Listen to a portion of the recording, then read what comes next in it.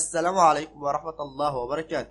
تعرض الفنان السعودي خالد سامي لوعكة صحية مفاجئة نقل على ثراء إلى أحد المستشفيات، حيث أكدت زوجته المعلمة السعودية عائدة العتيبي أن حالته حرجة، ويأتي دخول خالد سامي المستشفى بعد أيام منذ ظهوره في مقطع فيديو أكد فيه أن يقضي فترة استجمام بعد إجراء عملية زراعة كبد في مستشفى الحرس الوطني بالرياض.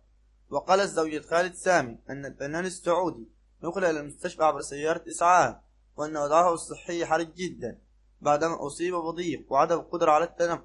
وكان خالد سامي قد شارك الفنان الموسيقار السعودي فهد العبد الله مقطع فيديو عبر حسابه في تويتر ظهر فيه الفنان خالد سامي الشهير بأبو تركي للمرة الأولى منذ إجراءه الجراحة ليطمن جمهوره ومحبيه.